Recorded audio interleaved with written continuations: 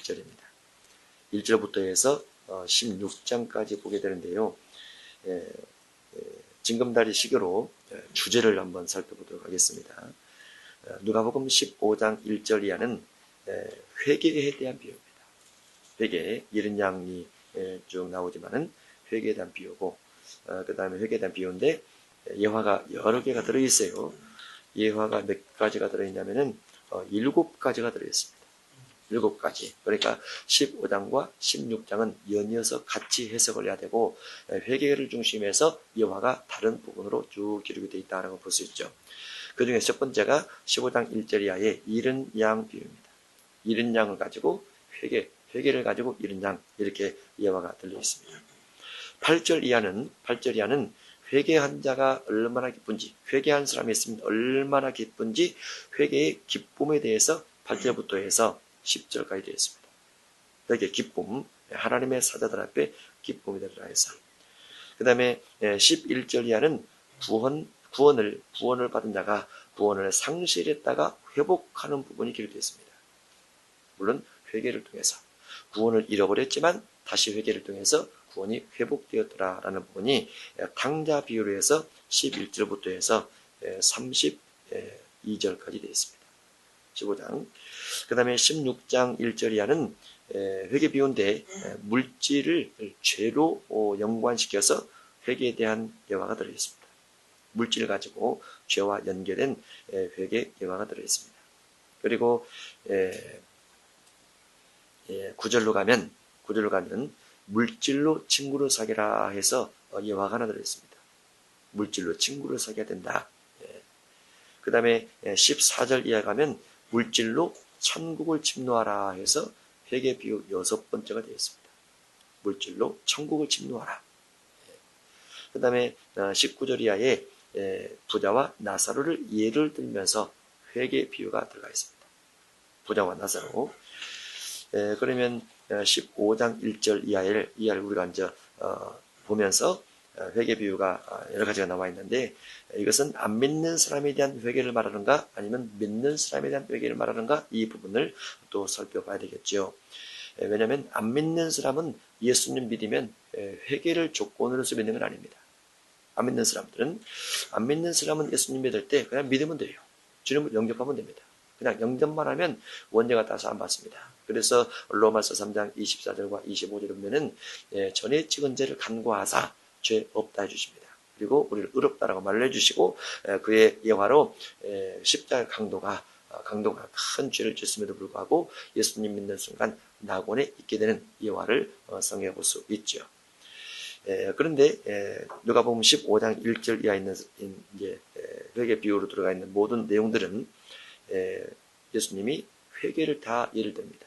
회개를 예를 든다는 것은 이것은 자범죄에 대한 부분이라고 볼 수 있어요. 그리고 자범죄에 대해서 회개를 하게 되면 구원이요, 회개를 하면 기쁨이요, 회개를 하면 축복이요, 회개를 하면 그것이 영생이요, 이렇게 쭉 설명되어졌다라고 볼 수 있는 거죠. 그래서 15장 1절 이하에 자범죄에 관련됐다라는 것은 다른 말로 이미 교회를 다니고 있는 사람이다, 이렇게 이제 전체적인 줄거리를 살펴보면 되겠습니다.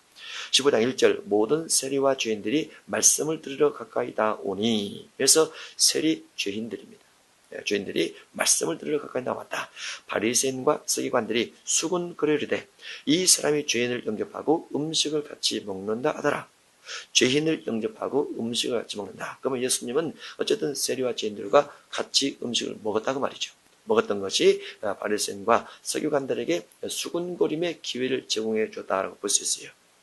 예수께서 그들에게 이르시되, 비유로 이르시되 너희 중에 어떤 사람이 양 100마리가 있는데, 그래서 양 100마리가 등장을 합니다. 너희 중에라는 것은 바리새인과 서기관들을 말하죠. 그러면 바리새인과 서기관들 같은 경우는 어떤 사람들이냐? 당시에 모세율법에 정통한 사람들이라고 볼 수 있고, 모세율법에 장로들의 전통, 곧 사람의 계명을 추가해서 가지고 있었던 성전지기들이라고 볼 수 있어요. 그래서 그들은 이미 교회 안에 있는 자들이라고 볼 수 있는데, 다만 그들이 바리새인과 서기관들은 스스로 생각할 때 우리는 죄가 없는 사람이라고 생각하는 사람이고, 그들이 생각할 때 세리와 죄인들은 죄가 있는 사람이라고 생각하는 유대인들이라고 볼 수 있습니다. 그러니까 같은 유대인이지만은 바리새인과 서기관들은 죄가 없다라고 생각하는 의인들을 말하고, 자칭 의인들을 말하고, 세리와 죄인들은 스스로도 또 사회적으로도 죄가 있다라고 생각하는, 그렇게 말되어지는 죄인들이라 이렇게 볼 수 있습니다. 그래서 4절에 있는 내 중에 어떤 사람이 양 100마리가 있는데, 그 말은 모두 다 믿는 사람인데 라는 말과 같다라고 볼 수 있습니다. 그 중에 하나를 잃으면 성도 하나를 잃어버렸어요. 성도 하나를, 안 믿는 성도가 아니고 믿는 성도를 잃어버린 겁니다. 유대인으로 본다고 하면 그 중에 하나를 잃어버리면 99마리를 들여두고 그 잃은 것을 찾아내기까지 찾아다니지 아니하겠느냐. 그래서 하나를 잃어버렸다는 것은 그가 성도 가운데 있다가 잃어버렸다. 다른 말로 죄인 되어버렸다라는 거죠. 죄를 인해서 나가버려서 죄인 되었다. 이렇게 볼 수 있습니다. 그러면 잃어버린 양을 찾아다니기까지, 찾을 때까지 찾아다니지 않겠느냐라는 거죠. 또 찾아낸즉라는 것은 회개한즉 그 말이죠. 잃은 양이 회개한즉 그 말입니다. 왜냐하면 그 7절 이하의 내용과 연결시키면 연결이 됩니다. 찾아낸즉 회개한즉 즐거워 어깨 메고 집에 와서 그 벗과 이웃을 불러 모으고 말하되 나와 함께 즐기자. 나의 잃은 양을 찾아 내어놓으라 하리라. 내가 너에게 이르노니 이와 같이 죄인 한 사람이 회개하면 라고 되어 있으니까, 이와 같이라는 것은 5절과 같이라는 거죠. 이와 같이라는 5절과 같이. 그러면 5절에 찾아낸즉 이 말이 죄인 한 사람이 회개한즉 이 말과 같다라고 볼 수 있습니다. 죄인 한 사람이 회개하면 하늘에서는 회개할 것 없는 의인 99으로 말미암아 기뻐하는 것보다 더하리라 라고 해서 회개한 한 사람, 그 다음에 회개하지 않는 의인 99사람 이렇게 표현되어 있습니다. 그러면 여기서 전체적 문맥을 보면은 죄인 한 사람 회개했다라는 부분은 세리와 죄인들을 말하고, 나머지 99마리의 어린 양 곧 99사람은 죄가 없다라고 생각하는 바리새인과 서기관들을 말한다 이렇게 볼 수 있습니다. 그러니까 모두 다 유대인들로서 모세 율법을 가지고 있지만은 그들 가운데 스스로 의인이라고 생각하는 사람들은 회개하지 않는 사람이요, 또 잃어버렸던 한 사람 양이 찾아져서 주인의 즐거워 어깨 메고 오는 그 잃어버린 양은 회개한 사람으로서 세리와 죄인들을 말한다고 볼 수 있습니다. 그래서 잃은 양의 가장 큰 핵심은 잃어버린 양 이것이 아니고, 회개하고 자신이 죄인 줄 아는 사람, 자신이 죄인인 줄 알고 회개한 사람이 바로 잃어버린 양이다 이렇게 볼 수 있습니다. 그러면 우리가 하나님 앞에 잃어버린 양이 되려면 우리가 죄인임을 생각하고 늘 회개하며 사는 것이 구원의 증표라 이렇게 볼 수 있습니다. 그러면 스스로 의인이다 생각했던 바리새인들과 서기관들은 99명이지만 숫자가 많지만 그럼에도 불구하고 그들은 구원에서 제외된다고 볼 수 있습니다. 왜 그렇습니까? 회개치 않기 때문에 그렇습니다. 스스로 의인이라고 생각해서 회개치 않는 사람은 천국에 들어갈 수 없죠. 이들이 다 믿는 사람이지만 그렇다 그 말이죠. 아하방 시대에 엘리야가 있습니다. 그리고 그 엘리야가 산에 들어가서 기도를 하죠. 기도를 하는데 엘리야의 아하방의 부인 이세벨이 믿는 믿음의 사람들 다 죽입니다. 그래서 참 믿음의 사람들이 사서 도망가 버립니다. 도망가서 엘리야가 생각할 때 나 혼자밖에 남지 않았다라고 생각을 하죠. 그런데 엘리야의 신앙은 여호와 하나님을 중심한 신앙이요, 하나님 외에 다른 신을 섬길 수 없는 신앙을 가지고 있었던 사람이었어요. 그렇지만은 국가적으로 다 다른 신을 섬기고 많은 믿음의 사람들이 죽임당한 상황에서 엘리야가 자기 믿음을 철저히 지키고자 사회 속에서, 국가 속에서 공개적으로 활동할 수는 없었던 거죠. 왜냐하면 노출된 모든 신앙인들은 이세벨을 따라서 변질되거나 또는 참다운 신앙인들은 죽임을 당하기 때문에 그렇습니다. 그래서 온전한 제대로 된 신앙 가지고 있는 그 한 사람이 하나님의 인도하심을 따라 갈멜산에 숨어 들어가서 거기서 3년 반을 지내게 됩니다. 그리고 그가 또는 그만 또는 숨기는 7천명만 참다운 하나님의 삶으로 3년 반을 지내게 되면서 민족의 신앙을 지켜가는 역할을 감당하게 되는데, 예수님 당시에도 이와 같은 모습은 같다라고 볼 수 있어요. 예수님 당시에 99명들은 의인이라고 생각해서 회개치 않는 사람입니다. 잃어버린 양 한 사람만 자기가 죄인인 줄 알고 회개를 하고 돌아왔던 사람이었어요. 그래서 시대마다 이와 같은 것들을 우리가 잘 분별을 해야 되는 것이, 시대마다 의인은 많지 않다는 거. 의인은 참된 하나님께서 인정하는 의인은 많지 않고 세상이 인정하는 의인은 많다는 거. 그 속에서 우리가 죄인된 어린 양으로서 잃어버린 양으로 죄인된 삶을 살아가면서 회개하며 사는 것이 참 복 있는 삶이라. 99대 1이지만은 1 속에 있는 것이 참된 복이라라고 볼 수 있습니다. 8절입니다. 회개 비유 두 번째인데 회개 기쁨입니다. 어떤 여자가 10드라크마가 있는데 하나를 잃으면 8절 이하도 문맥은 15장 1절부터 1절과 2절을 가지고 예화를 들어가는 거니까 믿음의 사람, 믿지 않는 사람, 또는 죄인된 사람, 의인된 사람 이런 비유가 다 들어가 있는 거죠. 어떤 여자가 10드라크마가 있는데 하나를 잃으면 잃어버렸다라는 것은 잃어버린 드라크마가 죄인이라 그 말입니다. 죄인이라. 하나를 잃으면 등불을 켜고 집을 쓸며 찾아내기까지 부지런히 찾지 아니하겠느냐 해서 어떤 사람이 믿다가 또는 10드라크마를 가지고 있다가 잃어버리면 부지런히 찾아내라 라고 되어 있어요. 부지런히 찾아내라. 성도가 믿음의 사람이었다가 타락이 되었으면 그 사람을 부지런히 찾아내라 그 말이죠. 9절 또 찾아낸 즉 우리가 15장 5절로 되어 있죠. 또 찾아낸 즉 있는 것처럼 15장 9절에 또 찾아낸 즉 그 말은 드라크마를 잃어버렸다 찾아낸 즉 그 말은 회개한 즉 그 말 같죠. 회개한 즉 벗과 이웃을 불러 모으고 말하되 나와 함께 즐기자 이런 드라크마를 찾아내노라 해서 돈을 잃어버렸다가 찾으면 수표를 잃어버렸다가 찾으면 너무 좋아서 이것들과 함께 식사 한 끼라도 할 수 있는 것처럼 잃어버린 잃어버린 드라크마가 또는 죄인 하는 사람이 회개를 하게 되면 이것이 큰 기쁨이 된다라는 그와 같은 설명입니다. 드라크마를 찾아내느라 하리라. 내가 너희에게 이르노니 이와 같이 죄인 한 사람이 회개하면 이와 같이 드라크마를 찾아내면 그 말이죠. 드라크마를 찾아내면 근데 죄인이 회개하는 것을 왜 드라크마로 비유를 했을까? 이것은 돈이 가치를 나타내기 때문에 그렇습니다. 가치.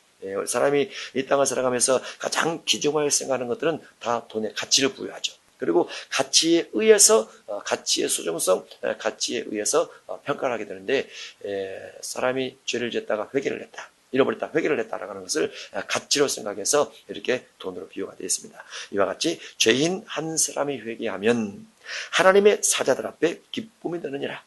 하나님의 나라에서 기쁨이 되느니라. 하나님의 사자들 앞에 기쁨이 되느니라. 천사들 앞에 기쁨이 되느니라. 이렇게 됐습니다. 역시 회개를 주제로 해서 기록이 됐는데 기쁨에 대한 목적을 해서 갔습니다.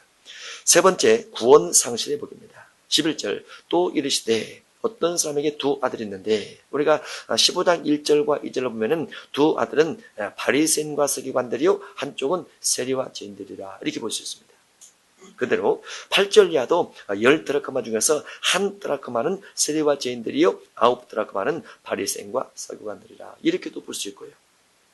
11절 이하도 마찬가지고 또 이르시되 어떤 사람에게 두 아들이 있는데 그 둘째가 아버지에게 말하되 그래서 둘째가 세리와 죄인들 속에 속한 잃어버린 양 탕자를 예를 들어 설명하고 있습니다.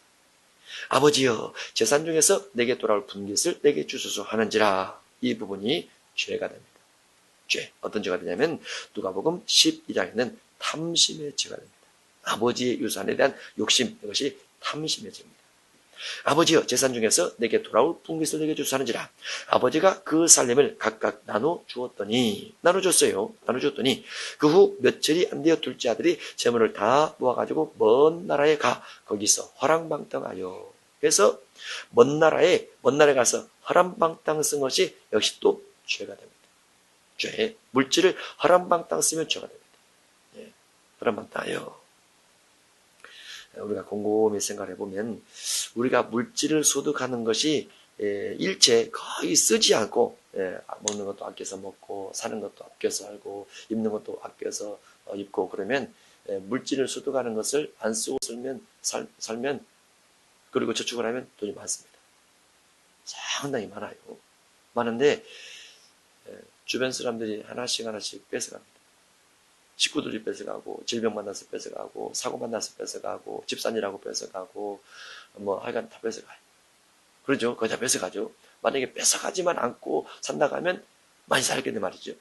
근데 어쨌든 그렇게 소득함에도 불구하고 우리가 뺏어가면서도 살아갔죠. 그런데 어떤 물질들 같은 경우는 화랑방 땅에서 물질이 사라지는 경우도 많이 있습니다. 화랑방 땅에서 그 재산을 낭비하더니 재산을 낭비하는 것이 죄입니다. 죄. 이게 죄예요. 물질 관리는 아주 중요합니다. 마태복음 6장 19절에 보물을 하늘에 쌓아두라. 땅에 쌓아두면 좀과 동록이 하며 도적이 구멍을 뚫고 도둑질하니라 라고 해서 도적 맞는다라고 되어 있어요. 재산을 낭비하게 되는 거죠. 허락만 다하여 재산을 낭비하더니 다 없앤 후 재산이 없어졌어요. 그 나라에 크게 흉년이 들어 그가 비로소 궁핍한지라 해서 재산이 없어지니까 배가 고프게 되었습니다. 가서 그 나라 백성 중 한 사람에게 붙여서니 그가 그를 들로 보내어 돼지를 찌게 하였는데 그가 돼지 먹는 쥐염 열매로 배를 채우고자 하는데 하되 주는 자가 없는지라 해서 처절할 정도로 가난하게 되고 짜증할 정도로 궁핍하게 되었습니다. 예. 근데 이것은 무엇에 대한 비유라고요? 예. 죄 회개에 대한 비유입니다. 죄 회개. 그러면은 죄를 아버지여 하고 허랑방탕하여 해서 두 가지 큰 죄를 지어서 이후에 모든 것이 무너져 버렸다고 말이죠. 모든 삶의 환경이 처절할 정도로 가난게 되었어요. 17절. 이에 스스로 돌이켜. 물론 스스로 돌이킬 때가 일찍 왔으면 얼마나 좋을까요? 예를 들어서 아버지 재산을 나눠주셔서 이때 깨달음이 왔으면 얼마나 좋았을까요? 이때. 또는 허랑방탕함의 재산을 낭비하며 살 때 이러다가 물질이 다 없어지겠구나 라고 스스로 돌이킨다면 얼마나 좋을까요? 그런데 그때 깨달음이 오지 않고 다 물질을 잃어버린 다음에야 깨달음이 옵니다. 왜 그렇습니까? 배고플 때, 고난을 만났을 때, 어려움 만났을 때 그때 스스로 깨달음이 옵니다. 그때 사람이 하나님의 진노를 받아서 돌이킬 수 있는 기회를 얻게 된다는 것은 축복입니다. 돌이킬 수 있는 기회가 주어지지 않고 그대로 운명한다 나가면 그것까지 큰 진노가 없습니다. 그래서 우리가 인생의 마지막 부분은 언제나 회개하면서 마지막을 지나야 되겠다라고 생각하는 가장 어렵다라고 볼 수 있고요. 또 회개할 뿐만 아니라 선한 일, 의로운 일, 경건한 일, 구제하는 일, 선교하는 일을 어떻게 하면 할 수 있을까? 이런 부분을 생각하면서 주 만날 준비하는 것이 가장 지혜로운 삶이라 볼 수 있습니다. 다 잃어버리기 전에 스스로 돌이키되 내 아버지에게는 양식이 풍족한 부권이 얼마나 많은가? 나는 여기서 줄여 죽는구나 하면서 아버지에 대한, 아버지 가족에 대한, 품꾼에 대한, 집에 대한 이와 같은 생각들을 쭉 하면서 스스로 깨달음이 주어집니다. 그런데 우리가 여기 단어에 스스로라는 단어에 유념해 둘 필요가 있어요. 하나님께서 그에게 깨닫는 마음을 넣어주더라. 이게 안 써 있다는 거죠. 하나님의 감동으로 깨닫고 또 이렇게 회개했더라. 이게 안 써 있다는 거죠. 스스로. 무엇 가운데? 육신적 고난 가운데, 육신의 배고픔 가운데 이와 같은 깨달음이 주어졌더라라고 되어 있습니다. 그리고 18절 고백하게 됩니다. 내가 일어나 아버지께 가서 이르기를 아버지 내가 하늘과 아버지께 죄를 지어 싸우니 해서 아직 돌아가는 것은 아니지만은 고백 회개를 합니다. 고백 회개. 이 고백 회개가 우리에게 있어서 아주 중요합니다. 우리가 마음으로 지은 죄는 마음으로 회개를 하고 입으로 지은 죄는 입으로 고백하면서 회개를 합니다. 물질로 지은 죄는 물질을 갖다 놓고 회개를 해야 되지만은 사실은 물질이 없으니까 그렇게 못하는 거죠. 그렇죠? 그러나 고백 회개가 그런 우선순위에 있어서 아주 중요하죠. 아버지께 죄를 지었사오니 지금부터는 아버지의 아들이라 일컬음을 감당하지 못하겠나이다. 나를 분권의 하나로 보소서 하리라 그 말은 그렇게 생각했다고 말이죠. 아직 한 건 아니지만은 그렇게 생각했다고 말이죠. 하고 20절 이에 일어나서 아버지께로 돌아가니라. 여기에 우리가 무엇을 생각해 볼 수 있습니까? 일단은 아버지께로 돌아갔다. 그 말은 회개를 입으로 하되 행위로도 회개를 했더라. 이게 행위로도 회개를 했더라. 회개를 입으로 그치지 않고 삶에서 회개를 했더라. 이것은 아주 중요합니다. 이것은 삶에서 회개했더라. 이 부분 속에 내가 아버지께로 돌아가면 아버지께서 나를 향해서 꾸중하고 책망하지 않을까 염려할 수 있죠. 형이 혹시 내게 재산을 막 써버렸다고 나를 꾸짖고 나무라지 않을까? 또는 아버지와 형이 공동으로 해서 나를 다시 쫓아내지 않을까? 이런 생각을 할 수가 있어요. 그래서 그런 생각 때문에 아버지께로 돌아가지 않고 현재 있는 삶에 머물러서 회개인 것처럼 포장하면서 살아갈 수 있습니다. 그러나 그것은 온전한 회개가 아니라고 볼 수 있죠. 참된 회개라는 것은 입으로도 고백하고 행위로도 나아가는 것이 참된 행위라고 볼 수 있어요. 그래서 행위 회개가 아주 중요합니다. 행위회개가. 이에 일어나서 아버지께로 돌아가니라. 아직도 거리가 먼데 아버지가 그를 보고 측연히 여겨 달려가 목을 안고 입을 맞추니 라고 되어 있는데, 아들의 걱정, 아버지와 형이 자기를 배척하고 자기를 냉대하고 내쫓는 것에 대한 부분들은 사라지고 아버지께서 멀리 보임에도 불구하고 달려가서 목을 안고 입을 맞추면서 입을 맞춰 환영을 해줍니다. 이 부분은 앞부분에서 말한 부분과 어디와 같냐면 15장 4절 부분과 같습니다. 15장 4절 부분. 너희 중에 어떤 사람이 양 100마리가 있는데 그 중에 하나를 잃으면 99마리를 들여두고 잃은 양을 찾아내기까지 찾아다니지 않겠느냐? 찾아다니지 않겠느냐? 잃은 양을 향해서 찾아다니지 않겠느냐? 이 부분. 그 다음에 8절 이하에 어떤 여자가 10들을 감하겠는데 하나를 잃으면 등불을 켜고 집을 쓸며 찾아내기까지 부지런히 찾지 아니하겠느냐? 이 부분과도 같아요. 그 부분과도. 그래서 20절에는 아직도 거리가 먼데 아버지가 그를 보고 측은히 여겨 달려가 목을 안고 입을 맞추니 라는 부분이 되는데, 아들이 회개하고 돌아오니, 아들이 고백 회개하고 돌아오니, 아들이 행위 회개하고 돌아오니, 비록 물질은 다 잃어버렸지만은 그 영혼의 구원됨을 인해서, 그가 돌아옴을 인해서, 그가 내 아들의 이주로 돌아옴을 인해서 너무너무 기뻐하시는 아버지의 모습을 볼 수 있습니다. 이것이 참된 잃은 양의 회개 모습이라고 볼 수 있고, 아버지께 돌아가면 아버지는 언제든지 이렇게 맞이할 준비가 다 되어 있다라고 볼 수 있죠. 21절 아들이 이르되 아버지 내가 하늘과 아버지께 죄를 지었사오니 지금부터는 아버지 아들이라 일컬음을 감당하지 못하겠나이다 하나. 그래서 철저하게 자신의 죄님을 고백을 합니다.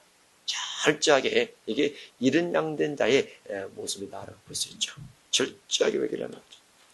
22절 회개 기쁨. 아버지는 종들에게 이르되 제일 좋은 옷을 내다가 입히고. 이것은 죄에 대한 회개, 잃은 양에 대한 회개에 대한 부분을 말하기 때문에 회개한 사람은, 회개가 된 사람은 제일 좋은 옷을 내다 입히라. 그 말은 이 부분 속에 예복 의미가 들어갑니다. 예복 의미가 들어가요. 왜냐하면 우리가 갈라디아서 3장 27절에 보면은 세례받고 예수님을 인정하게 되면 우리가 좋은 옷을 예수님 그리스도로 옷 입습니다. 그러면 예수 그리스도로 옷 입었을 때 옷이 방탕하거나 또는 탐심 부리거나 또는 창경하게 머리 보거나 그러면 더러워지죠. 더러워진 옷을 계시록 7장 14절에 어린 양의 피로써 빱니다. 그러면 어린 양의 피로써 빨면 깨끗하게 되죠. 여기서 당자가 회개했단 말이죠. 고백해서 회개를 하고 돌아와서 회개를 하고 더 깊이 회개를 하니까 아버지께서 그에게 제일 좋은 옷을 내다 입히라 라고 되어 있어요. 그리고 이 부분은 그대로 예복이 돼서 그가 구원받을 증거를 안고 간다 이렇게 볼 수 있는 것이죠. 구원의 증거로 입히고 손에 가락지를 끼고, 손에 가락지는 반지죠. 반지인데 이 반지는 무엇을 상징합니까? 반지는 대부분 언약을 상징한다라고 볼 수 있습니다. 언약은 무엇입니까? 네가 내 아들이 되었다라는 거죠.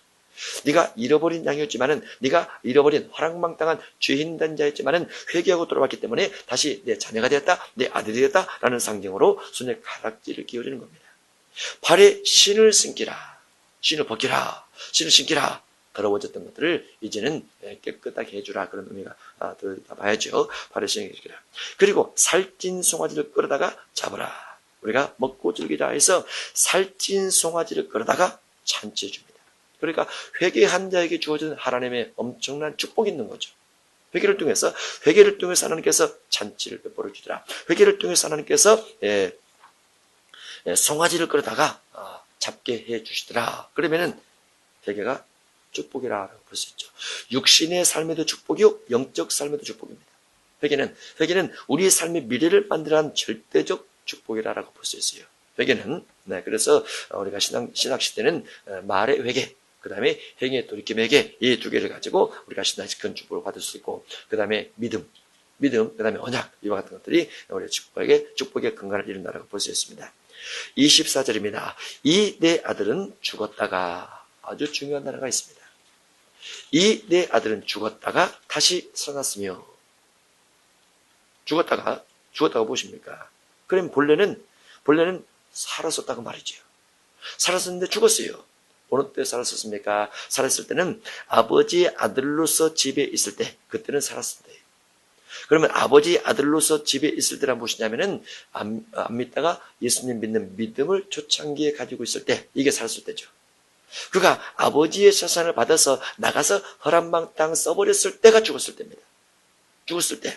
그러면 원래는 하나님의 사람이었지만, 원래는 하나님의 아들이었지만, 원래는 예수님 믿는 사람이었지만, 믿다가 타락되었을 때 그것을 죽었다라고 말한다는 거죠. 다시 살았으며라는 것은 타락되었다가 다시 회복이 되었으며라는 거고, 타락되었다가 회개하고 다시 구원이 회복되었더라라고 볼 수 있습니다. 그래서 24절은 구원 상실과 구원 회복이 같이 들어가 있습니다. 믿는 사람이 구원을 상실할 수도 있고, 믿는 사람이 구원을 상실했다가 다시 구원이 회복될 수도 있다라는 포인트가 있습니다. 그래서 어떤 사람이 믿다가 타락되었다 할지라도 완벽하게 타락돼서 완벽하게 신앙을 떠나버리고 성령이 떠나버리는 것처럼 생각됐다 할지라도 우리가 그를 비난할 수 없는 것이, 하나님이 여전히 그 사람이 돌아오길, 여전히 회개하기를 기다리고 있고, 여전히 그 사람이 구원이 회복되기를 기다리고 있기 때문에 우리 입장에서는 누구도 판단해서는 안 된다라고 볼 수 있습니다. 누구도 옛적 감정 가지고 누구를 판단해서 그 사람이 구원받지 못할 것이다, 이렇게 말해서는 안 됩니다. 누구든지 구원을 잃어버렸다가 구원이 다시 회복될 수도 있다. 다시 살았으며 내가 잃었다가 다시 얻었노라. 잃었다라는 것은 본래는 내 자녀였지만, 본래는 내 아들이었지만은, 본래는 하나님의 교회 성도였었지만은 성도였다가 잃어버렸다고 말이죠. 잃은 양 됐다고 말이죠. 그러나 다시 얻었노라. 그 말은 그 속에 회개가 포함되는 거죠. 고백 회개하고 행위 회개, 간절히 회개하는 그 회개가 얻었노라, 이 속에 들어있다고 볼 수 있습니다. 얻었노라 하니 그들이 즐거워하더라. 마다들은 밭에 있다가 돌아와 집에 가까이 왔을 때에 풍악과 춤추는 소리를 듣고 한 종을 불러 이 무슨 일인가 물은데, 대답하되 당신의 동생이 돌아왔음에 당신의 아버지가 건강한 그를 다시 맞아들이게 되므로 인하여 살찐 송아지를 잡았나이다. 여기서 건강한 그를, 그 말은 실제로 육체가 건강하다 그 말보다는 회개함으로 심령의 상태가 건강하게 되었다, 이렇게 보는 게 좋습니다. 돼지 쥐염 열매로 음식을 먹으면서 지내왔던, 또 모든 것을 물질을 다 버려서 아무것도 먹을 수 없는 상태가 되었기 때문에 육신적 건강보다는 마음의 건강, 곧 회개를 통해서 마음이 건강하게 된 그를 이렇게 보는 게 좋겠죠. 다시 맞아들이게 됨으로 인하여 살찐 송아지를 잡았나이다 하니 그가 노하여 들어가고자 하지 아니하거늘. 그래서 이 마다들은 전체적 문맥으로 보면은 15장 2절에는 바리새인과 서기관들 편에 속합니다. 세리와 주인 편이 아닌 바리새인과 서기관 편에 속해요. 그래서 바리새인과 서기관이 죄를 지었다가 회개하고 돌아온 그 아들, 곧 죄인과 세리들을 보고 기분이 나쁜 거지요. 예수님께서 그들과 함께하고 있기 때문에. 그래서 그가 노하여 들어가고자 하지 않냐거늘 아버지가 나와서 고난데 아버지께 대답하리되 내가 여러 해 아버지를 섬겨 명을 어김이 없거늘. 해서 이 마다들은 여러 해를 아버지를 섬겼어요. 다른 말로 아버지의 말씀에 순종하며 살았더라. 재산을 낭비하지도 않았다고 말이죠. 허람방탕 살지 않았다고 말이죠. 그러니까 앞부분에 있는 바리새인과 서기관들을 상징하긴 하지만은, 그러나 바리새인과 서기관들이 했던 죄까지 같이 진 것은 아니라고 볼 수 있어요. 여기에 내용을 보면은 여러 해 아버지를 섬겨 명을 어김이 없거늘 내게는 염소 새끼라도 주어 나와 내 벗으로 즐기게 하신 일이 없더니, 즐기게 하신 일이 없더니 아버지의 살림을 청년들과 함께 삼켜버린 이 아들이 돌아오매 이를 위하여 살찐 송아지를 잡으셨나이다 하면서 마다들이 불평을 합니다. 또는 원망을 하죠. 어떤 자신의 삶의 육신적 쾌락과 육신적 즐거움을 누리지 못했던 것들로 인해서 아버지를 향해서 말을 하죠. 그런데 그렇게 살지 못했음에도 불구하고 모든 물질을 낭비해버린 둘째 아들, 창녀들과 함께 먹어버린 둘째 아들의 돌아옴에 살찐 송아지를 잡은 것이 말이 안 됩니까? 라는 거죠. 그런데 이 부분은 그대로 보는 것보다는 비유로 봐야 되죠. 비유로. 왜냐하면 의인된 자와 자칭 의인된 자와 죄인이 회개하는 것을 가지고 이게 예화로 들어가 있기 때문에. 그러면 탕자는 회개했던 사람이요, 이 마다들은 회개했지 않는 사람이라고 볼 수 있어요. 그렇지만은 31절에 축복의 내용이 되어 있습니다. 아버지가 이르되 너는 항상 나와 함께 있으니 다 내 것이 다 내 것이로되 해서 나와 항상 함께 있으니 내 것이다, 내 것이로되 해서 소유권에 대한 인정을 해줍니다. 아버지의 것이 곧 네 것이다 라는 거죠. 아버지 것이 내 것이다. 아버지 것이 이 내 동생은 죽었다가 살아났으며 내가 잃었다가 얻었기로 우리가 즐거워하고 기뻐하는 것이 마땅하다 해서 회개하고 돌아온 자에 대한 어떤 기쁨에 대한 표현이 되는데 전체적인 문맥을 통해서는 세리와 죄인들 그리고 바리새인과 서기관들에 대한 이야기하지만은 기쁨에 대한 부분으로 보면은 8절 이하에 있는 10드라크마 중에서 한 드라크마를 잃어버렸다가 찾았을 때 하나님의 사자들 앞에 기쁨이 되리라 이 부분을 중심해서 31절 이하가 기록됐다 이렇게 볼 수 있습니다. 역시 전체적으로는 회개하는 이른 양과 회개치 않는 서기관 바리새인들에 대한 내용을 담고 있다는 걸 볼 수 있습니다. 16절입니다. 16절 이하도 내용은 똑같습니다. 바리새인 서기관들 그리고 세리와 죄인들에 대한 회개 비유가 되어 있습니다. 16장 1절입니다. 또한 제자들에게 이르시되 어떤 부자에게 청지기가 있는데 그가 주인의 소유를 낭비한다는 말이 그 주인에게 들린지라 해서 죄가 기록이 되어 있습니다. 물질은 주인의 것입니다. 그런데 청지기가 낭비를 했습니다. 그것을 주인이 알게 된 거죠. 주인이 그를 불러이르되 내가 내게 대하여 들은 이 말이 어찌 됨이냐 내가 보던 일을 삼아라 청지기 직무를 계속하지 못하리라 해서 죄와 회개 이것을 예화로 들고 있기 때문에 결국은 주인의 소유를 낭비한 이 청지기가 죄를 지었고 그 죄의 결과 청지기 직무를 계속하지 못하리라 해서 직업을 잃어버리게 되었습니다. 3절 청지기가 수고로 이르되 주인이 내 직분을 빼앗으니 내가 무엇을 할까 땅을 빠자는 힘이 없고 빌어먹기 전에 부끄럽구나 내가 할 일을 알아두다 이렇게 하면 직분을 빼앗긴 후에 사람들이 나를 자기 집으로 영접하리라 하면서 궁리를 합니다. 지혜를 끌어내는 것이죠. 지혜를 끌어내는데 이것은 죄와 회개에 대한 비유이다 보니까 주인의 소유를 낭비한 사람의 죄가 주인에게 빚진 사람들을 데려다가 주인에게 빚진 사람을 데려다가 탕감시켜줍니다. 그리고 주인으로부터 말을 듣게 되죠. 그러면 죄와 회개에 대한 예화의 관점에서 보면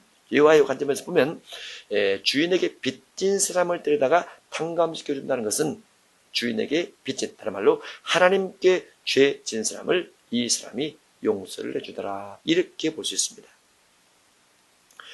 주인에게 빚진 사람을 탕감시켜주는 것은 하나님께 죄 지은 사람을 이 사람이 대신 용서를 해주더라라는 부분으로 볼 수 있어요. 위에 쭉 문맥상으로 보면 15장 1절 이하의 죄인의 회개에 대한 부분이 16장까지 이어지는 것으로 봤을 때 그렇습니다. 그래서 4절 내가 할 일을 알아두다 이렇게 하면 직분을 빼앗긴 후에 사람들이 나를 자기 집으로 영접하리라. 직분을 빼앗기지만은 나를 자기 집으로 영접하리라. 그 말은 사람들의 죄를 용서하면 결국은 내가 천국 가지 않겠느냐라는 거죠. 이제 저 회개에 대한 비유이기 때문에 15절입니다. 주인에게 빚진 자를 일일이 불러다가 먼저 온 자에게 이르되 내가 내 주인에게 얼마나 빚졌느냐 말하되 기름 100말이다. 100말이니다. 이르되 여기 내 증서를 가지고 빨리 앉아 50이라 쓰라. 주인에게 빚진 사람의 물질을 탕감시켜주는 걸로 됐는데 전체적 맥락의 의미는 죄와 회개에 대한 부분이기 때문에 하나님께 죄 지은 사람을 이 사람이 대신 용서해 주더라라는 거죠. 7절 또 다른 얘기를 해 너는 얼마나 빚졌느냐? 빌 100석이니라. 그런데 여기 내 증서를 가지고 80이라 쓰라 했느니라. 주인이 이 옳지 않는 존재가 이를 지혜 있게 하였음을 칭찬하였으니 문자적으로 그대로 보면은 자기 삶의 미래를 위해서 옳게 했더라라는 거죠. 주인의 입장에서 볼 때는 분명히 잘못된 것인데 자기 삶의 미래를 위해서는 옳더라는 거죠. 그래서 기록됐습니다.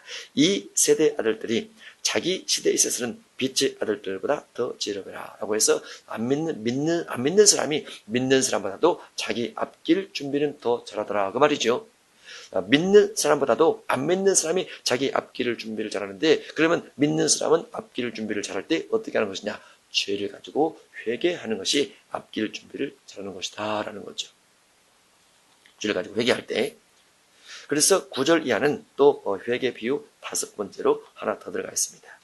내가 너에게 말하느니 불의의 제물로 친구를 사귀라. 불의의 제물로 친구를 사귀라. 그 재물이 없어질 때 그들이 너희를 영주할 젖으로 영접하리라 라고 해서 9절 이하는 물질 비유입니다. 윗부분은 죄 용서 비유고 9절 이하는 물질 비유입니다. 물질.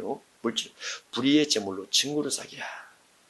어쨌든 재물로 친구를 사귀라는 거죠. 그러면 친구를 너무나 많이 사귀다 보니까 재물이 싹 없어졌어요. 재물이 없어졌는데 영주할 젖으로 영접하리라고 해서 천국 가리라라고 되어 있습니다. 천국 가리라. 물질을 가지고 친구를 사귀었는데 천국 가리라. 그러면 천국 가는 물질 친구 사귀는 것은 무엇인가? 천국을 갈 수 있는 물질 친구 사귀는 것은 무엇인가? 예를 들어서 안 믿는 사람은 물질을 가지고 술집 갑니다. 친구 사귀입니다. 그런다고 해서 그 사람이 천국 갈 수 있는 건 아니죠. 믿는 사람이 천국을 갈 수 있는 물질 용도는 마태복음 6장 19절에는 보물을 하늘에 쌓아두는 것. 마태복음 19장 16절 이하에 있는 구제하는 것. 누가복음 10장에 있는 선한 사마리아인이 강도 만난 이웃을 도와주는 것. 마태복음 25장 31절 이하에 있는 지극히 작은 자 하나에게 하는 것. 이와 같은 것들이 친구를 사귀는 것이 되고, 그렇게 친구를 사귀게 되면 그 모든 부분에서 하나님의 나라를 얻는다라고 되어 있습니다. 그래서 여기에 재물을 가지고 친구를 사귀라. 그러면 친구를 사귀어서 재물이 없어질 때가 되면 영주할 젖으로 영접하리라고 되어 있습니다. 지극히 작은 물질에 충성된 자는, 여기서 충성이란 물질 충성입니다. 물질 충성인데 무슨 충성이냐? 친구를 사귀는 충성입니다. 친구를 사귀는 충성, 지극히 작은 물질을 가지고 친구를 사귀는데 충성된 자는 큰 것에도 충성되고, 지극히 작은 물질을 가지고 불의한 자는 큰 물질에도 불의하니라. 너희가 만일 불의한 재물에도 충성하지 않으면 누가 참된 것으로 너희에게 맡기겠느냐. 그래서 재물을, 불의한 재물로 친구를 사귀게 되면 참된 것으로 맡겨주겠다라고 되어 있습니다. 반대로 하면 불의한 재물에 충성치 아니하면 참된 것을 맡겨주지 않지만, 불의한 재물에 충성치 아니하면 참된 것을 맡겨주겠다. 불의한 재물로 친구를 사귀게 되면 참된 것을 맡겨주겠다. 여기에 축복의 원리가 있습니다. 축복의 원리, 누가복음 6장 38절에 주라 그리하면 후이되어 누르고 흔들어 넘치도록 안겨주리라 라는 부분이 있는데, 이런 이치와 같습니다. 우리가 작은 것에 충성하면 주님께서 큰 걸로 맡겨주십니다. 충성이란 친구 사귀는 겁니다. 친구 사귀는 것은 지극히 어려운 사람을 돌아보는 것이다. 이렇게 볼 수 있습니다. 13절, 집 하인이 두 주인을 섬길 수 없나니 혹 이를 미워하고 저를 사랑하거나. 두 주인은, 한 주인은 물질이요, 한 주인은 하나님이십니다. 하나님을 미워하든지 물질을 미워하든지 둘 중에 하나만 택해야 된다는 거죠. 혹 이를 중히 여기고 저를 경히 여김이라. 하나님을 중히 여기든지 물질을 중히 여기든지 둘 중에 하나를 해야 된다는 거죠. 너희는 하나님과 재물을 겸하여 섬길 수 없느니라. 그 말은 불의의 재물로 친구를 사귀는데 최선을 다하라라는 거죠. 최선을 다하라. 불의의 재물로 친구를 사귀라. 영생을 얻도록 불의의 재물로 친구를 사귀는데 최선을 다하라. 아니면 거의 다 해야 되죠. 14절 이하는 역시 회개 비유에 대한 6번째입니다. 누가복음 15장과 16장에 7개가 나와 있어요. 6번째, 물질로 천국을 침노하라고 되어 있습니다. 바리새인들은 돈을 좋아하는 자들이라. 이 모든 것을 듣고, 이 모든 것이 무엇입니까? 누가복음 15장 1절부터 16장 13절까지 물질에 대한 예화를 쭉 들으면서 이 모든 걸 듣고 비웃거늘. 예수께서 이르시되 너희는 사람 앞에서 스스로 옳다 하는 자들이지만, 사람 앞에서 인정받는 자들이지만, 무엇 때문에? 돈 때문에. 돈 많다고 인정받는 자들이지만 너희 마음을 하나님께서 아시나니. 우리가 천국 가는 관점에서는 물질 때문에 사람 앞에 인정받는 것이 안 좋습니다. 안 좋아요. 사람 중에 높임을 받는 그것은 무엇 때문에? 사람 중에 물질 때문에 높임을 받는 것은 하나님 앞에 미움을 받는 것이죠. 물질로 사람에게 인정을 받으면 받을수록 하나님 앞에 미움 받는다. 미움 받는다. 율법과 선지자는 요한의 때까지요. 여기 율법은 물질 관련된 율법입니다. 물질 관련된 율법이 있어요. 율법과 선지자는 요한의 때까지요. 구약으로 하면 레위기 26장과 신명기 28장에 축복의 조건이 되어 있습니다. 하나님의 계명을 지면 축복이요, 하나님의 계명을 어기면 저주라 라고 해서 축복의 조건이 됐는데, 그 모든 축복의 조건이 신약시대에 와서는 그렇지 않다고 말이죠. 그 후부터는 하나님의 나라의 복음이 전파되어 사람마다 그리로 침입하느니라. 예, 그 후부터 어느 때부터입니까? 세례 요한 이후부터. 세례 요한은 마태복음 3장에 등장을 하죠. 마태복음 14장에 죽임을 당합니다. 마태복음 3장에 세례 요한이 설교하면서부터 물질에 관련된 하나님 나라 복음이 전파되기 시작했는데 세례 요한이 설교를 그렇게 했어요. 누가복음 3장 11절 이하에서 무엇을 설교했느냐? 두벌 옷 있는 사람은 나눠주라. 먹을 것이 있는 자도 나눠주라 라고 했어요. 나눠주라 그 말은 물질을 쌓아놓지 말라고 말이죠. 누군가 나눠주라. 그것이 복음입니다. 그리고 그것이 천국을 침노하는 것이라고 볼 수 있죠. 그부터는 하나님 나라의 복음이 전파되어 사람마다 그리로 침입하느니라. 그러나 율법의 한 획이 떨어짐보다, 여기서 말하는 율법도 무슨 율법이냐? 예수님께서 방금 앞에서 말씀하신 물질 율법의 한 획이 떨어짐보다, 물질 율법, 무슨 예수님께서 말씀하신 물질 율법이 있어요. 마태복음 6장 19절 이하. 예수님께서 말씀하신 물질 율법의 한 획이 떨어짐보다 천지가 없어짐이 쉬우리라. 그 말은 절대 없어지지 않는다고 말하죠. 물질 율법에 대한 예수님의 설교는 절대로 없어지지 않는다. 18절. 무릇 자기 아내를 버리고 다른 데 장가들은 자도 간음함이요. 여기서 갑자기 아내를 버리고 다른 데 장가 이 말이 나와요. 이것은 문맥상으로 하면 물질에 관련된 걸 말합니다. 실제 가정의 결혼을 말하는 것이 아니고 아내를 버린다는 것은 물질에 관련된 회개를 버린다는 것을 말하며 장가 든다는 것은 물질을 탕감시키는 데 사용하지 않고 축적하는 데 사용하는 것을 말한다. 그럴 때 그것을 가지고 간음했다라고 말하는 거죠. 무릇 버림당한 여자에게 장가 드는 자도 간음함이니라. 버림당한 여자에게 장가 드는 것이란 물질 욕심을 부리는 자와 함께 하는 것을 말합니다. 욕심 부리는 자와 함께 있으면 그것도 역시 간음이라는 거죠. 신약성경은 누가복음에 특히 물질에 대해서 깨끗하게 구제, 선교하면서 그것을 말씀하고 있습니다. 오직 그의 피를 믿음으로 정한 마음 얻게 하시니 화목해 하신 주와 함께 왕노릇하리로다. 자유하리 주 보혈 날 건지셨네.